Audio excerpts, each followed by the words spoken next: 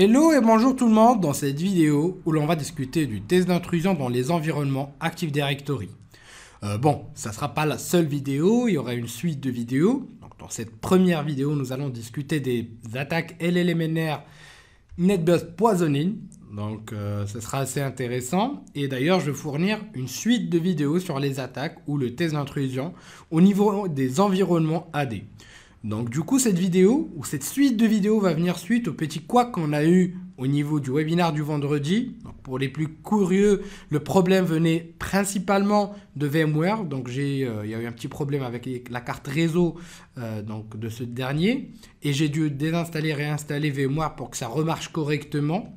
Donc du coup, comme vous le savez, les joies du live, c'est toujours ça. Donc du coup, à partir de ce moment-là, je me suis dit pourquoi pas fournir une suite de vidéos sur le test d'intrusion dans les environnements Active Directory. Et donc comme on a pu discuter au niveau du webinaire, il y a deux principales approches. La première approche consiste à pouvoir faire de l'exploitation à partir de machines Linux ou encore à partir de machines Windows, donc à travers du PowerShell, des PS Tools et d'autres outils complémentaires. Donc d'ailleurs, il y a tous les outils qu'il faut pour faire du pentest AD sur du Windows. Sur la partie Linux, donc c'est ce qu'on va voir d'ailleurs, ça va nous aider aussi. Donc il y a tout ce qu'il faut aussi d'ailleurs, mais c'est deux approches qui sont légèrement différentes. Et nous allons voir la deuxième approche au niveau de la formation dédiée au pentest AD et sur donc la suite de vidéos, ça sera principalement du Kali ou des exploitations à partir de Kali qui vont pouvoir être exploitées. Après, tout dépend de l'OS que vous préférez. Ça ne va pas forcément être du Kali. Et tout commence par un petit travail de reconnaissance. Une des approches par laquelle on va pouvoir commencer, c'est de pouvoir lancer un petit discovery grâce à un petit script Nmap très intéressant. Pour ce, nous allons donc utiliser un petit script NSE nommé Broadcast DHCP Discover qui nous permet de pouvoir récolter des informations sur le serveur DHCP. Souvent, au niveau des organismes, c'est le contrôleur de domaine qui va jouer office de serveur DHCP. Cela est une très grosse erreur et il faudra faire très attention à pouvoir vérifier si votre contrôleur de domaine n'est pas en même temps ou ne joue pas le rôle d'un serveur DHCP. C'est ce qui va pouvoir représenter un immense risque dans le cas d'une attaque réseau. Je rajoute un petit sudo et je vais donc lancer le petit script qui va pouvoir se charger de récolter assez d'informations sur le serveur DHCP. Comme vous pouvez le voir ici, on a récolté assez d'informations, notamment une adresse IP qui a été offerte. Donc là, on a le type de message. Donc là, comme d'habitude, le DHCP offert qui va être envoyé à partir du serveur DHCP, le serveur DNS et le nom du domaine. Donc c'est des informations assez intéressantes qu'on a pu récolter jusqu'ici. Chose qu'on peut faire aussi grâce notamment à un petit coup de Wireshark de manière assez simple. Maintenant, nous pouvons faire un petit DNS recon pour pouvoir récolter des informations sur notre cible. Donc c'est-à-dire les différents enregistrements DNS qu'on va pouvoir retrouver au niveau de notre contrôleur de domaine en utilisant l'adresse IP du serveur DNS comme qui suit. Donc à partir de là, nous pouvons récupérer l'ensemble des enregistrements DNS qui sont présents au niveau de ce dernier.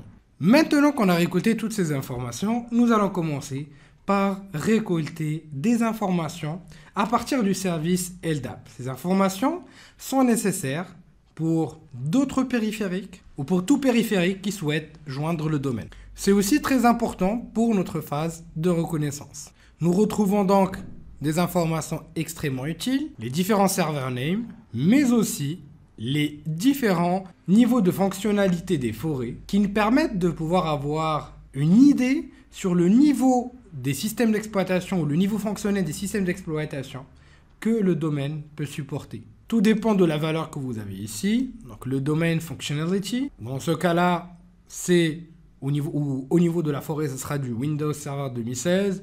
Pareil pour le domaine et pour le contrôleur de domaine. Tout dépend de la valeur que vous allez retrouver ici, comme on peut le voir au niveau du tableau suivant. Bien sûr, il existe d'autres options plus avancées qu'on va pouvoir exploiter par la suite. La phase de reconnaissance passe aussi par une analyse du trafic via Wireshark. Cette analyse de trafic nous permet d'identifier donc des protocoles vulnérables et potentiellement exploitables. Et parmi les protocoles les plus intéressants à analyser et qui peuvent représenter un immense risque au niveau d'un organisme, principalement, ou enfin, quel que soit le type d'organisme derrière, donc un organisme dont l'infrastructure ou l'infrastructure est basée sur est basée sur de l'Active Directory, représente les protocoles LLMNR et NetBIOS. Et dès lors que ces protocoles seront présents au sein du réseau de l'organisme, sachez que vous avez une immense chance de pouvoir récolter des informations qui vous donneront un accès complet à des machines. Plus précisément, cela va nous permettre de récolter des hashes qu'on va pouvoir par la suite déhacher et on pourra accéder aux différentes machines à ce moment-là. Pour pouvoir exploiter ce protocole, nous allons donc exploiter une vulnérabilité qui s'appelle de l'LMNR poisonine. Comment cela se passe? C'est très simple. Avant de commencer, rappelons la résolution de nom. C'est abrégé NR.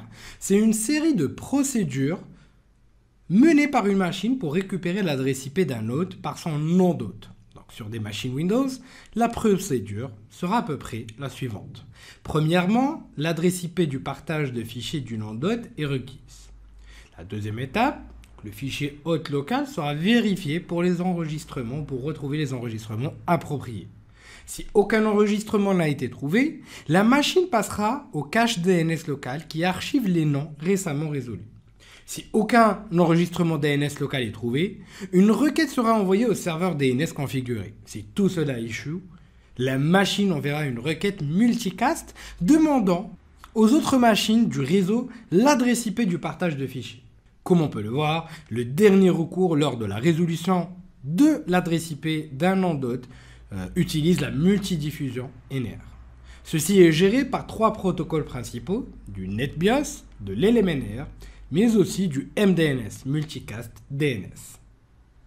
Les trois protocoles sont utilisés en complément pour deux raisons principales, le support hérité et la compatibilité.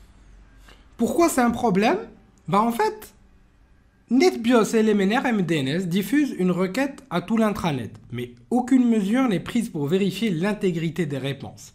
Les attaquants à ce moment-là peuvent exploiter ce mécanisme en écoutant de telles requêtes et en usurpant les différentes réponses, en incitant la victime à faire confiance à des serveurs malveillants. Habituellement, cette confiance sera utilisée pour voler des informations d'identification. Pour pouvoir exploiter ce type de vulnérabilité, nous allons utiliser un outil qui s'appelle Responder, qui permet de pouvoir faire un empoisonnement, donc LLMNR, NetBIOS, MDNS. C'est un outil très intéressant et c'est assez simple à utiliser parce qu'il faudra tout simplement lancer l'écoute pour pouvoir écouter donc les différentes informations ou requêtes NR en multicast et bien sûr dans de bonnes conditions. On va pouvoir usurper une réponse en dirigeant la victime vers la machine sur laquelle elle s'exécute. Une fois qu'une victime essaiera de se connecter à notre machine, le responder exploitera la connexion pour voler les informations d'identification. Responder est présent par défaut au niveau des nouvelles versions de Kali. Donc ça regorge d'options, donc c'est vraiment super intéressant. Et on peut l'utiliser de différentes manières. À ce moment-là, nous allons donc utiliser notre bon vieux Responder avec l'option "-i" en spécifiant l'interface réseau, mais aussi avec l'option "-rdw". Sur l'écran, la définition des différentes options et l'écoute va pouvoir se lancer comme vous pouvez le voir ici. Maintenant que Responder est en écoute, nous allons pouvoir lancer une navigation vers une machine par exemple qui n'existe pas. Donc si je reviens vers ma Kali, nous aurons l'envoi tout simplement de la réponse empoisonnée qui consiste en un challenge. Donc, en fait concrètement, il va nous envoyer un challenge. Nous allons répondre avec nos identifiants et la réponse de ce challenge va pouvoir donc tout simplement être exploitée pour pouvoir récolter le mot de passe haché qu'on va pouvoir ensuite craquer pour pouvoir tout simplement accéder à la machine de la cible. Et ici, nous pouvons voir donc le hash qui a été récupéré donc en Intel MV2 avec le nom d'utilisateur concerné. Je peux maintenant arrêter, me diriger vers etc user vers user share responder. Et à ce moment-là, au niveau des logs, vous avez les hashes qui ont été récupérés. Et là, je peux utiliser par exemple un outil comme Hashcat, donc avec l'option -M5600, qui va être relatif tout simplement au format de hash qui va être utilisé, un TLM plus précisément, de ma machine. Bien sûr, il vous faudra soit une word list, soit passer par du brute forcing. Je vous invite à voir ma vidéo sur Hashcat si cela vous intéresse. Et une fois le brute forcing, là c'est une attaque par dictionnaire notamment, une fois lancé, en fait, vous récupérez donc le mot de passe relatif aux différents hashes récoltés. Et maintenant, il suffit de pouvoir lancer l'outil psexec, donc de la suite InPacket, pour pouvoir accéder à la machine de la victime. Et voilà, le tour est joué. Rendez-vous dans les prochaines vidéos pour pouvoir tout simplement découvrir plus d'attaques au niveau des environnements AD. Merci de votre confiance et à la prochaine vidéo sur Alpha.